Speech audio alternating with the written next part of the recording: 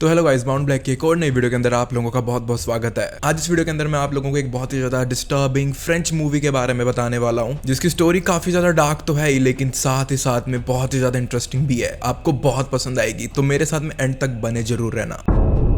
इस फिल्म की शुरुआत होती है लूसी नाम की एक छोटी बच्ची को दिखाकर, जो कि क्या कर रही थी, सड़क पर अकेले भाग रही थी एंड इस बेचारी की हालत बहुत ही ज्यादा खराब लग रही थी। लूसी को एक ऑर्फनेज के अंदर डाल दिया जाता है, जहां पर एना नाम की एक लड़की होती है उसी की एज के आसपास की, जो उसकी बेस्ट फ्रेंड बन जाती है। लूसी जब भी अपने टॉर्चर के बारे में बात करती थी या फिर हल्का सा भी एक थॉट आ जाता था उसके मन में उन सारे पास्ट को लेकर, तो उसे बहुत ज्यादा रोना आ जाता था। एंड यहाँ पर एना बीइंग हर बेस्ट फ्रेंड, वो उसे बहुत अच्छे से संभालने की कोशिश करती होती थी। लूसी की ऐसी हालत देखकर एना एक दिन खुद बेचारी पुलिस स्टेशन तक चली जाती है एंड वो बोलती है कि मेरी दोस्त की ऐसी हालत के पीछे जो भी लोग थे, प्लीज आप उन लोगों को पकड़ो, मैं चाहती हूँ कि वो लोग पकड़ में आए। तो पुलिस वाले बोलते हैं कि जब तक सामने वाला पर्सन खुद नहीं बोलेगा उसे ये चीज करने के लिए, तो वो केस दर्ज नहीं करेंगे। तो एना जो है गुस्से में जाती है पुलिस स्टेशन से एंड लूसी को वहां से लेकर आने का डिसाइड करती है। लेकिन जैसे ही एना लूसी के पास में जाती है इस टाइम पर, तो लूसी बहुत ज्यादा डरी हुई थी। एंड लूसी सिर्फ डरी नहीं हुई थी, एना ये भी देखती है कि उसने अपने शरीर के ऊपर बहुत सारे कट्स मारे हुए थे, हर जगह से ब्लड ड्रिप हो रहा था। एंड एना को लूसी रोते रोते बोलने लगती है कि यहाँ पर कोई एपरिशन है, यहाँ पर कोई ऐसी चीज है जिसने मेरे साथ में ये सब किया, मैंने खुद के साथ में ये सब नहीं किया। वो ऐसे सब बोलने लग गई थी। एना एक बार के लिए तो उसे काम डाउन करने में सफल हो जाती है, लेकिन फिर जब इसी रात को लूसी सोने की कोशिश कर रही थी, तो अचानक से उसकी नींद खुलती है एंड नींद खुलने पर वो देखती है कि उसके रूम का दरवाज़ा अपने आप खुल रहा है एंड वहाँ से कोई एंटिटी आती है एंड बहुत तेज़ी से उसके बेड के नीचे जाकर छुप जाती है एंड उसकी आवाज़ें भी उसे सुनाई दे रही थी, जिससे डर कर वो अपने आप को कंबल में छुपाने की कोशिश भी करती है। लेकिन जैसे ही लूसी के आसपास का एनवायरनमेंट शांत होता है, उसे लगता है कि सब कुछ ठीक हो गया है, तो वो अपनी आंख खोलती है। आंख खोलने पर उसके सामने किसी लेडी की एपरिशन हमें दिखाई जाती है, जिसका भी क्या कॉन्टेक्स्ट है आप लोगों को समझ आएगा, बने रहना होगा बस आपको मेरे इस पूरे के पूरे एपिसोड के अंदर। अचानक से पूरी मूवी का नोट ही चेंज हो जाता है एंड हमें 15 साल बाद की कहानी दिखाई जाती है, जहाँ पर एक बहुत ही हैप्पी लुकिंग फैमिली दिखाई जाती है, जो कि आराम से फैमिली ब्रेकफास्ट कर रहे होते हैं। एंड इतने में ही अचानक से उनके घर की डोरबेल बजती है। जैसी डोरबेल बजती है, सामने एक लड़की खड़ी होती है, उसके हाथ में एक शॉटगन होती है। दरवाजा खोलते ही सामने जो वो आदमी खड़ा हुआ था, उस शॉटगन से वो लड़की सीधा उसे मार देती है। और ये लड़की और कोई नहीं बल्कि लूसी ही थी। उस आदमी की वाइफ को जब तक कुछ समझ आता कि यहाँ पर क्या हो रहा है, वो कुछ रिएक्ट कर भी पाती, उससे पहले ही लूसी एक और शॉट उसकी वाइफ के अंदर भी दाग देती है। एंड जो दोनों बच्चे थे, दोनों भाई बहन थे, वो ये सब नज़ारा देखकर, अपने माता पिता को मरा हुआ देखकर वहाँ से बहुत ज़्यादा डर के भागना इधर उधर शुरू कर देते हैं। लेकिन जो लड़का था, जो भाई था, वो कहीं पर भी भागने की कोशिश नहीं करता। इतने में लूसी उससे पूछती है कि क्या तुम्हें पता है कि मैं कौन हूँ एंड तुम्हारे माँ बाप ने मेरे साथ में क्या किया था? तो वो लड़का बोलता है कि नहीं, मुझे नहीं आइडिया बिल्कुल कुछ भी। एंड ये सुनते ही वो अपने चेहरे पर एक छोटी सी ग्रीन स्माइल रखती है एंड उस लड़के को भी शूट कर देती है। अब सिर्फ वो एक लड़की बची थी पूरे परिवार में जो अभी जिंदा थी।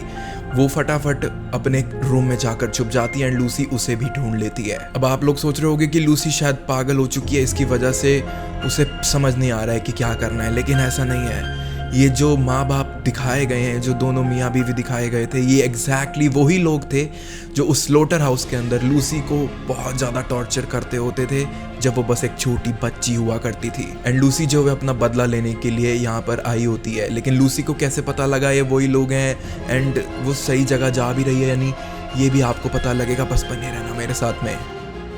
लूसी का बदला सिर्फ उन मियाँ बीवी से था, उन बच्चों से उनका कोई लेना देना नहीं था। इसी वजह से वो बहुत ज़्यादा रोने लगती है, ये सोचकर कि वो भी अब उनके हाथों मारे गए हैं। लूसी ने यहाँ पर गलती तो कर दी थी, लेकिन उसके पास कॉल करने के लिए सिर्फ एक ही इंसान था उसकी ज़िंदगी में एंड वो थी एना। तो वो उसे कॉल करके बताती है कि प्लीज़ मुझे तेरी मदद चाहिए एंड जितनी जल्दी हो सकता है यहाँ पर आ जा। एना पूछती है कि क्या हुआ, तूने क्या किया या फिर तेरे साथ क्या हुआ? तो बस वो एक ही शब्द बोलती है, मैंने सबको मार दिया। इन सबको मारने के बाद में लूसी जब उन पूरे लाशों के बीच में खड़ी थी, तब अचानक से उसे वही आकृति, वही एपरिशन, उस लेडी की एपरिशन दिखना शुरू हो जाती है जो उसे बचपन से हॉन्ट करती हुई आ रही है। एंड मूवी का ये वाला सीन देखकर ऐसा लग रहा था कि वो जो भी चीज़ थी वो रियल थी, नहीं थी, व्हाटएवर इट इज़, वो बहुत ज़्यादा हर्ट करने की कोशिश कर रही है लूसी को। बट यहाँ पर सबसे बड़ा ट्विस्ट पता है क्या था, कि वो एपरिशन असली में सिर्फ लूसी के दिमाग में ही होती थी। It was all in her mind, ऐसा कुछ रियल में नहीं था। एंड उसे देखकर वो खुद को ही चोट पहुंचाती रहती थी, ये सोचकर कि वो एपरिशन उसे मार रही है, वो एपरिशन उसको हर्ट कर रही है, वो एपरिशन उसके साथ में ये सारी क्रूएलिटी कर रही है। लेकिन what actually was hurting her was her self only. Lucy बहुत खराब चीजें इमेजिन कर रही थी उसे देखकर। उसे अब ऐसा लग रहा था कि उस एपरिशन एक चाकू पकड़ लिया एंड उसे मार देगी। ये सब सीन देखकर वो उस घर से बहुत तेज डरते डरते भागना शुरू कर देती है। इतने में ही एना वहां पर आ जाती है एंड उसे पकड़ लेती है। एना से मिलने के बाद ही हमें पता लगता है कि ये इन दोनों का ही प्लान था कि ये इस घर के अंदर जाएगी एंड ऐसे उनसे पूछताछ करेगी एंड देखेगी, परखेगी कि क्या ये वही लोग हैं जिसने बचपन में लूसी को बहुत ज्यादा टॉर्चर करा था। एक्चुअली एक न्यूज आर्टिकल के थ्रू इन्हें ये लीड मिली थी एंड इसी चक्कर में इन्होंने ये सारा प्लान बनाया था। एंड एना बाहर लूसी का वेट ही कर रही थी। लेकिन लूसी ने एक सबसे बड़ी गलती ये करी कि उसने सारा मामला, सारा मैटर अपने हाथ में ले लिया। अपने गुस्से पर वो काबू नहीं कर पाई एंड उन सभी को बेरहमी से मार दिया। एंड एना ये चीज भी नोटिस करती है कि लूसी की बॉडी पर, उसकी बैक पर, उसके हाथ पर बहुत सारे डीप चाकू के कट्स हैं। ये कहां से आए? लूसी पर तो किसी ने हमला भी नहीं किया था, वो सब पर खुद ही भारी हो रही थी।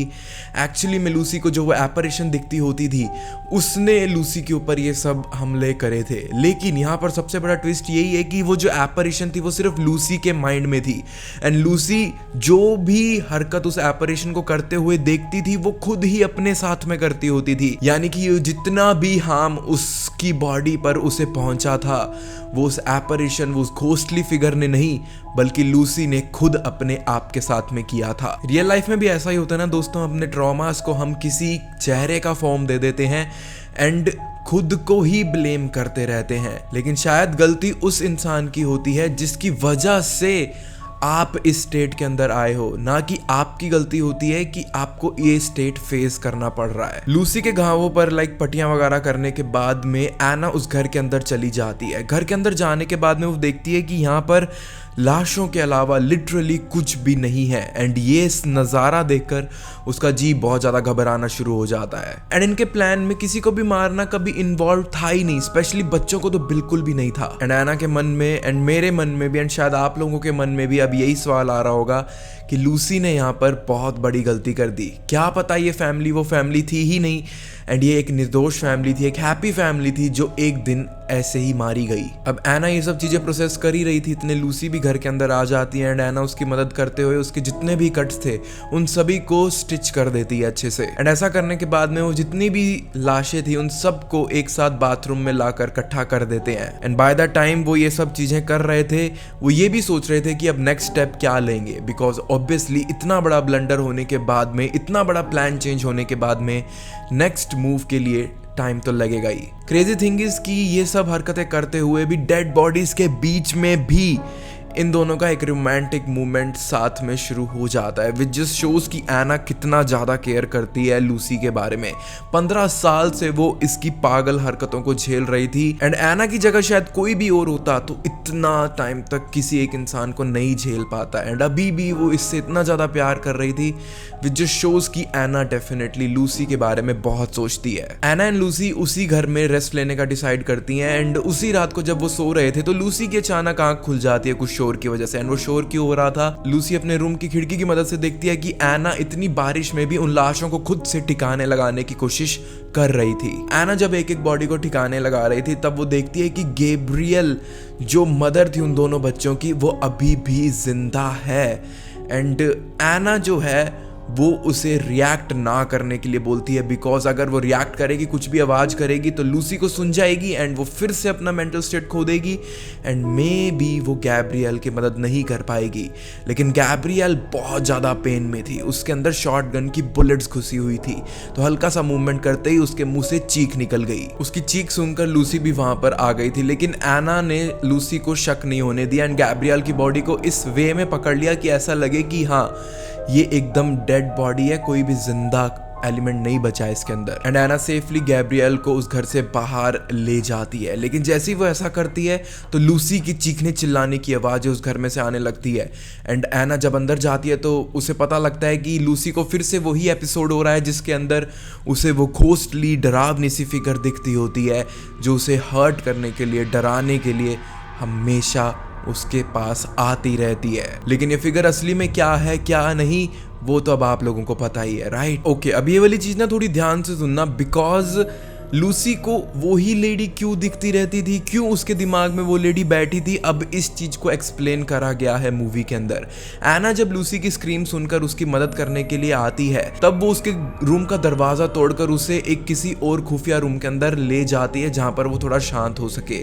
जैसे ही वो थोड़ा शांत होती है तो वो एक फ्लैशबैक के अंदर चली जाती है जिसके अंदर वो अपने छोटे बच्चे के वर्जन को टॉर्चर होते हुए इमेजिन कर रही थी। एंड उसे ये याद आता है कि जब वो स्लॉटर हाउस से भागी थी तब भागते वक्त उसने एक ऐसी लेडी को ऑब्जर्व करा था जिसकी हालत इतनी ज्यादा बुरी थी, इतनी ज्यादा बुरी थी कि मौत भी शायद डरे उस इंसान के पास आने से, इतनी ज्यादा बुरी हालत हो रखी थी। जो लेडी थी उसके मुंह को पूरी तरह स्टिच करके रखा हुआ था, उसके हाथों को पूरी तरह छिला हुआ था, इस वे में छिला हुआ था कि उसकी मसल्स दिख रही थी, स्किन थी ही नहीं हाथों की। वो लेडी बोल नहीं पा रही थी लेकिन आंखों से उसने सब कुछ बता दिया था उस भागती हुई छोटी लूसी को कि उसे उसकी मदद चाहिए। लेकिन लूसी उसकी मदद किए बिना वहां से भाग जाती है। एंड शायद ये वही गिल्ट है जो आज उसे एक एपरिशन के फॉर्म में दिखता है एंड उससे हर्ट करने पर मजबूर करता है। एंड शायद हमें भी ऐसे बहुत सारे गिल्ट होंगे जहां हमें लगता है कि काश उस वक्त पर, उस जगह पर हम उस इंसान की मदद कर देते तो आज उसकी जिंदगी मच बेटर होती एंड हमें भी मच बेटर फील होता। इतना एक्सट्रीम केस में तो आई डेफिनेटली प्रे किसी के साथ में ना हो, but you get the point, right? Lucy के माइंड में ये थॉट था कि जितने भी वो टॉर्चर करने वाले लोग थे अगर वो उन सबको मार देगी तो ये जो लेडी उसके माइंड में उसका पीछा करती रहती है शायद वो उसे बख्श देगी या फिर उसे मोक्ष मिल जाएगा। लेकिन उन्हें मारने के बावजूद भी ऐसा कुछ नहीं हुआ था, बल्कि चीजें और भी ज्यादा वायलेंट, एक्सट्रीम हो रही थी। एंड यहाँ पर एक ट्विस्ट भूलना मत कि गैब्रियल अभी भी जिंदा है, तो शायद वो जो कर्स उसे तोड़ना था वो भी टूटा नहीं है। इतने में लूसी जब अपने फ्लैशबैक से वापस आती है तो वो देखती है कि एना वहां पर मौजूद नहीं है। एना को ढूंढते ढूंढते वो कहां पर पहुंच जाती है, वो उसी घर के ग्राउंड फ्लोर पर पहुंच जाती है जहां पर एना सीक्रेटली गैब्रियल की मदद करती हुई नजर आ रही थी। एंड लूसी को ये नज़ारा देखकर बहुत ज़्यादा गुस्सा आ जाता है एंड इस बार लूसी कोई कसर नहीं छोड़ती, वो गैब्रियल को बहुत बुरी तरह मार देती है, उसका पूरा स्कल क्रश कर देती है। And oh my god, the scene was really disturbing. लेकिन लूसी को गुस्सा इस बात का आ रहा था कि डॉक्टर्स तो उसे पागल समझते ही हैं, लेकिन अब एना भी शायद समझना शुरू कर चुकी है उसे वैसा ही। हालांकि लूसी एना को यहाँ पर मार सकती थी, एकदम बुरी तरह मार सकती थी जैसे उसने गैब्रियल को मारा, पूरी फैमिली को मारा, लेकिन उसे याद आ जाता है कि 15 साल तक इसी लड़की ने इसे इतना ज़्यादा प्यार दिया है तो वो मार नहीं पाती एना को। एंड इतने में ही उसे वापस से वही लेडी इमेजिन होने शुरू हो जाती है जिसकी उसने मदद नहीं करी थी, जिसकी एपरिशन उसे हॉन्ट करती थी। एंड वो उस एपरिशन के पास में जाकर एकदम बैठ जाती है एंड उसे बोलती है कि मैंने अब इन सबको मार दिया है, प्लीज़ क्या तुम अब खुश हो जाओगी। एंड वो एपरिशन एक बार तो उसके पास में प्यार से आती है, उसका हाथ भी प्यार से पकड़ती है, लेकिन जैसे ही हाथ पकड़ती है तो वो उसके स्किन को बहुत बुरी तरह पील करना शुरू कर देती है। लेकिन अगेन वही बात कि लूसी के सामने कोई एपरिशन नहीं थी, वो अपने साथ में ही ये सब हरकतें करे जा रही थी। सो बेसिकली यहाँ पर हो ये रहा है कि वो अपने पास्ट को एस्केप कर ही नहीं पा रही है। जो गिल्ट उसके बचपन से दिमाग में था कि उसने उस लेडी की मदद नहीं करी जबकि वो कर सकती थी, वो गिल्ट उसे खाए जा रहा था। एंड इस पूरी फैमिली को खत्म करने के बाद भी वो गिल्ट खत्म नहीं हुआ। एंड ये गिल्ट कब खत्म होगी? लूसी के हिसाब से अब ये लेडी उसका पीछा तभी छोड़ेगी जब वो खुद खत्म होगी। इसका और कोई चारा ही नहीं बचा था उसके पास में। लूसी, जो अभी तक सबको लग रहा होगा कि इस मूवी का मेन कैरेक्टर थी, वो अपना गला बहुत ब्रूटली काट लेती है एंड ऐसे करके लूसी का चैप्टर इस मूवी के अंदर खत्म हो जाता है। एना बहुत ज्यादा रोना शुरू कर देती है एंड उसे पता था कि उसकी सफरिंग तो खत्म हो गई है, लेकिन वो कहीं ना कहीं लूसी से प्यार बहुत करती थी। इतनी सारी गलतियां भी उसने करी, फिर भी प्यार बहुत करती थी। वो उसकी डेड बॉडी को अंदर चुपचाप लाकर रख देती है एंड बहुत देर तक उसके छाती पर अपना सर रखकर रोती रहती है। अब अगली सुबह आ जाती है एंड कॉन्टेक्स्ट देना चाहूंगा कि एना और उसकी मॉम की कभी नहीं बनती थी। वो बचपन में उसकी मॉम उसे बहुत ज़्यादा अब्यूज़ करती होती थी, लेकिन फिर भी एना के पास क्योंकि कोई कॉल करने कोई नहीं था तो वो अपनी मॉम को ही कॉल करती है एंड मदद मांगती है। लेकिन अब पता लगेगा कि शायद लूसी ने गलत फैमिली को तो नहीं मारा था, बिकॉज जब वो अपनी मॉम से बात कर रही थी तो अचानक से उसकी नज़र एक सीक्रेट पैसेज पर पड़ती है एंड एना उस सीक्रेट पैसेज के अंदर चली जाती है, जो कि उसे बिल्कुल भी नहीं करना चाहिए था, बिकॉज अब जो उसके साथ में होगा वो तो ओ माय गॉड, मे बी आप में से बहुत सारे लोग वो चीज़ सुन ही नहीं पाएंगे। एंड मैं सच्ची बता रहा हूँ, अगर आप लोगों का दिल कमज़ोर है ना तो आप वीडियो यहीं पर ही छोड़ देना, बिकॉज इसके बाद वाला चैप्टर तो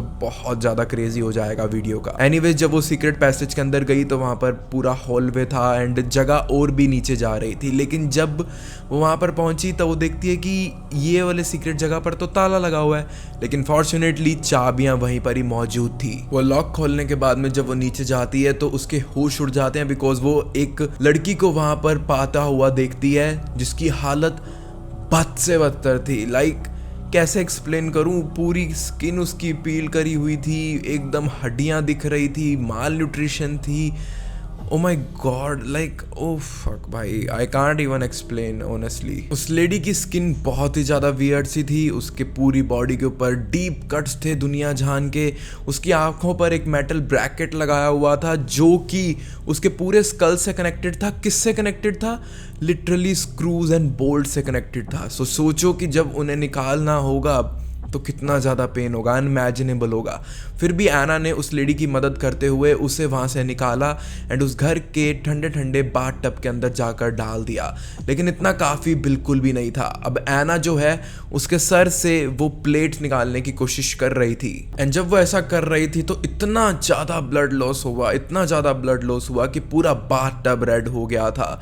एंड फिर अचानक से एना भी एक फ्लैशबैक्स के अंदर चली जाती है कि लूसी बेचारी कितने टाइप के इस टॉर्चर से गुजरी होगी, लूसी कितना ज़्यादा पेन उसने देखा एंड लूसी कितना ज़्यादा सही थी इन लोगों के बारे में एंड वो कितनी ज़्यादा गलत लोगों की पहले मदद करने की कोशिश कर रही थी। उस लेडी की मदद करने के बाद में वो थोड़ा रिलीफ फील करती है कि एटलीस्ट उसने उसकी तो मदद करी एंड उसकी आंख लग जाती है ऐसा करते हुए, बिकॉज वो बहुत ज़्यादा थकी हुई थी। लेकिन अचानक से उसे किसी की बहुत तेज चिल्लाने की आवाज़ आती है जिससे उसकी आंख खुल जाती है एंड जैसे ही वो उस चीखने की आवाज़ों को फॉलो करती है तो वो देखती है कि ये वही लेडी है जिसकी उसने अभी मदद करी थी एंड वो लेडी अपना हाथ काटने की कोशिश कर रही थी, विच जस्ट शोज कि उसके अंदर जीने की कोई इच्छा नहीं बची थी।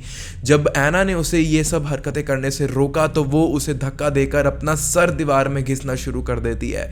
बहुत ज़्यादा वो वायलेंट हो रही थी, लेकिन इतने में ही कि वह एना पर हमला करती उसे कोई पीछे से आकर शूट कर देता है। अब इसको शूट कौन करता है? वो एक लेडी थी जो कि मे बी इसी ऑर्गेनाइजेशन का पार्ट होगी, जो लोगों के साथ में कर रहे थे, क्यों कर रहे थे, क्या था इनका मोटिव, वो सब आपको पता लगेगा, बस बने रहना मेरे साथ में।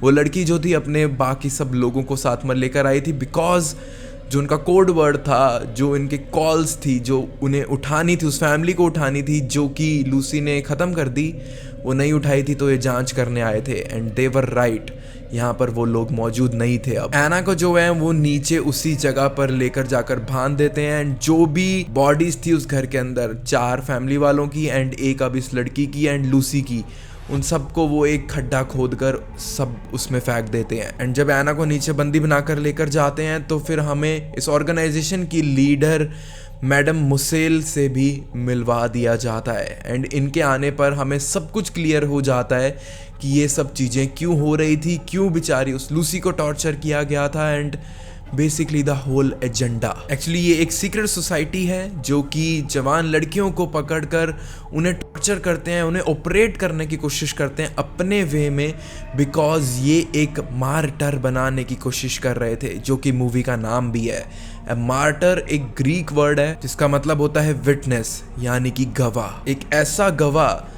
जो ये सारी सफरिंग झेल सके, ये सारा दर्द झेल सके एंड एक टाइम पे आने पर उसे कुछ भी महसूस ही ना हो। एंड ऐसा करने पर उनका बिलीफ ऐसा था इस ऑर्गेनाइजेशन का कि अगर कोई इंसान, कोई लड़की इस स्टेज तक पहुंच जाएगी तो वो मौत के एंड जीने के परे हो जाएगी। एंड इस ऑर्गेनाइजेशन का एक और बहुत बड़ा मोटिव था कि ये जानना चाहते थे कि आफ्टर लाइफ में क्या होता है। तो जब इंसान मर कर वापस आ जाएगा तो डेफिनेटली वो बता पाएगा कि आफ्टर लाइफ में क्या होगा। एंड ये भी अभी तक इनका मोटिव जो था पूरा नहीं कर पाया था कोई भी इनका सब्जेक्ट। सिंपल भाषा में समझाऊं तो इस ऑर्गेनाइजेशन को जानना था कि मरने के बाद में क्या होता है, आफ्टर लाइफ में क्या होता है। एंड इस चीज़ को ढूंढते हुए इन्हें ऑलमोस्ट 17 साल हो गए थे एंड अभी तक कोई भी जवाब नहीं मिला था। 17 साल, सोचो कितने लोगों को इन्होंने टॉर्चर करा होगा। लेकिन वो मैडम बताती है कि अभी तक इन्हें कोई भी मार्टर नहीं मिला है। मिले हैं तो सिर्फ विक्टिम्स मिले हैं जो खुद के ही दिमाग का शिकार हो जाते हैं एक टाइम के बाद में। जैसे लूसी हो गई थी, उसे वो एपरिशन दिखती थी। एंड अभी ये वाली लेडी जो खुद ही सुसाइड करने की कोशिश कर रही थी। इसलिए कहते हैं कि ज़्यादा पैसा होना भी ना अच्छी चीज़ नहीं है, बिकॉज अब ये सारे अमीर लोग थे जो इस फालतू सी चीज़ के पीछे पड़े थे इतने सालों से एंड ऑर्गेनाइजेशन बना के बैठे हुए थे। वो मैडम मुसेल जो वो अपने इंस्पिरेशन के बारे में भी बताती है। बताओ, इस चीज में भी इंस्पिरेशन है। लेकिन वहां पर डिस्प्ले के अंदर कुछ फोटोज लगी हुई थी एंड उनकी बैक स्टोरीज दिखाते हुए वो एना को बताने लगती है कि ये जो लड़कियां तू देख रही है, यहाँ पर इन्होंने बहुत दर्द झेला, बेफालतू में झेला, लोगों के ताने झेले, लेकिन झेलने के बाद भी ये लोग जिंदा थे। यानी कि ये मौत को छूकर वापस आ गए थे।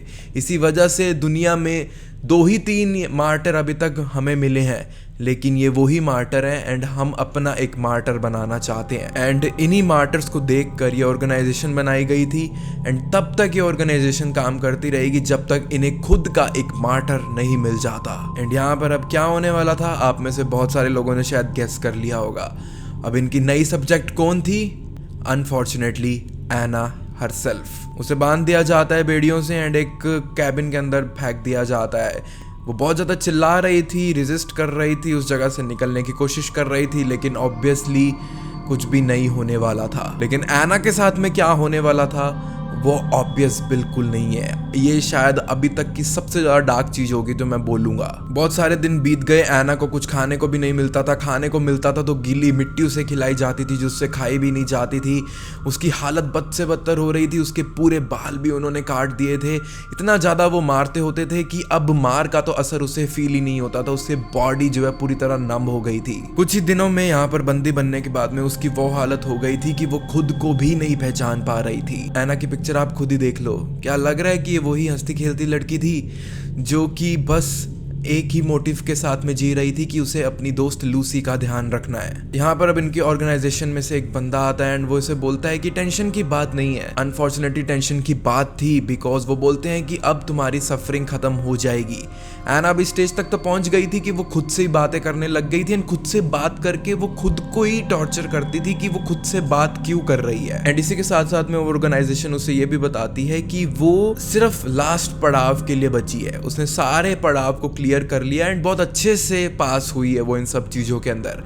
एंड अगर वो इस लास्ट पड़ाव के अंदर भी पार हो जाती है तो एना उनकी मार्टर बन जाएगी। वो उसी लैब के अंदर बने एक अजीब से बेड टाइप स्ट्रक्चर के ऊपर रखते हैं एंड वहाँ पर एक इंसान आता है जो कि क्या प्रोसेस परफॉर्म कर रहा था, वो इसको स्किनिंग बोलते होते थे। And oh my god, like what the hell यार। मतलब स्किनिंग के अंदर क्या किया जाता था बेसिकली, कोई एनेस्थीसिया नहीं, कोई कुछ नहीं, हर एक छोटी छोटी टिंच भी उसे फील होगी। उसकी पूरी स्किन को रिमूव कर देते हैं जब तक सिर्फ उसकी बॉडी की मसल्स विजिबल नहीं होती। अब यहाँ पर ये मिरेकल था कि स्किनिंग का प्रोसेस खत्म हो जाने के बाद भी एना समहाउ जिंदा थी।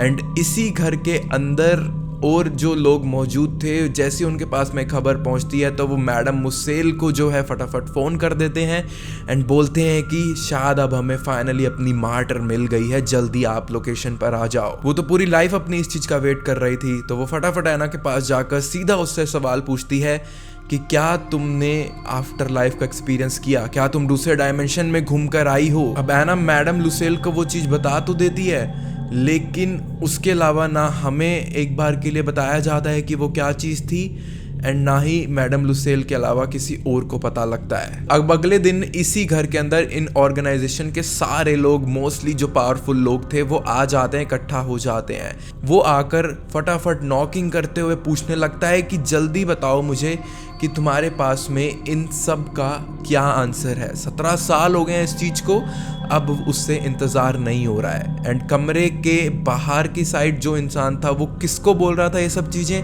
ऑब्वियसली मैडम लुसेल को। अब एना ने मैडम लुसेल को क्या बोला, लेकिन वो बहुत ज्यादा अफेक्ट हो रखी थी। अब वो अजीब से इमोशनल से एंड गुस्से वाले वे में उस आदमी को बोलती है कि क्या तू जानता है कि आफ्टर लाइफ में क्या होता है? जो कि ऑफ कोर्स वो नहीं जानता, वो तो इसी चीज को जानने के लिए आया ना इतनी दूर। मैडम लुसेल फिर बोलती है कि अच्छी बात है, अंदाजा लगाते रहो। एंड यही बोलकर वो अपने मुंह में गन रखती है एंड खुद को शूट कर लेती है। तो ये जो राज था, जिसके लिए इतने साल इन्होंने मेहनत करी, इतने लोगों को खत्म करा, इतनी लड़कियों को टॉर्चर करा, ये राज उसी के साथ में चला गया। फिर हमें एना को दिखाया जाता है, जिसकी बॉडी तो मैं आपको दिखा भी नहीं सकता यहाँ पर, इट इज वेरी डिस्टर्बिंग, बहुत सेंसर करके दिखाऊंगा।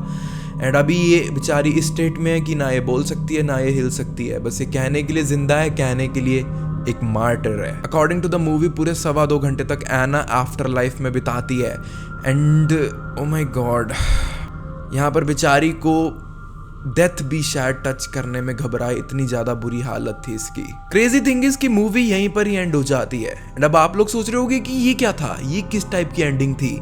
तो let me explain something. Actually में इस मूवी का पूरा प्लॉट यही था कि इतना टाइम दिया लेकिन फिर भी कुछ नहीं पता लगा। वेट सुनो, सालों तक न जाने कितनी छोटी बच्चियों को बड़ा करते करते टॉर्चर किया है। अब आप लोग भी मेरे साथ यहाँ तक बने हुए हो, तो आप भी आंसर ढूंढ रहे थे ना, अकॉर्डिंग टू मूवी क्यों ना हो, आप भी आंसर ढूंढ रहे थे ना कि आफ्टर लाइफ में क्या होता है। लेकिन अगर वो आंसर आपको मिल जाता तो जो भी क्राइम्स हुए हैं, जो भी लोगों ने अपनी जान दी है इस पूरे ऑर्गेनाइजेशन के, इस प्रोजेक्ट के अंदर, आप लोग इनके क्राइम को जस्टिफाई कर देते। एंड मूवी यही दिखाना चाहती थी कि ये चीज कभी जस्टिफाई हो ही नहीं सकती एंड इस चीज का कोई आंसर नहीं है। आज के टाइम में भी तो ऐसा ही होता है ना, न जाने कितने चूहों पे, जानवरों पे एक्सपेरिमेंट्स होते हैं, लेकिन जब कोई दवाई बन जाती है या कुछ हो जाता है तो हम जाने देते हैं, हमें लगता है कि ठीक है, एटलीस्ट वो सेक्रीफाइस कोई काम तो आया। लेकिन इंसान की फितरत ऐसी है कि वो दुनिया जान के छेड़छाड़ शायद करना चाहता है, सब कुछ जानना चाहता है, लेकिन नेचर की फितरत ऐसी है कि वो सब कुछ जानना चाहता है लेकिन जान पाएगा ये उसके हाथ में नहीं है। एंड सबसे बड़ा इस मूवी का क्लिफ हैंगर यही है कि मोसेल को कुछ तो ऐसा पता लगा जो कि वो चाहती थी कि राज ही रहे एंड कोई भी ना जाने। एंड इतना बड़ा स्टेप उसने लिया कि खुद की ही जान ले ली। एक थ्योरी ये भी है कि वो खुद इस चीज को एक्सपीरियंस करना चाहती थी, इस वजह से उसने खुद की जान ले ली। मूवी बहुत ही ज्यादा अलग डायरेक्शन ले लेती है, आई नो। सबको लग रहा होगा कि लूसी कुछ करेगी, लूसी हीरोइन होगी, लेकिन लूसी का एंड हो जाता है।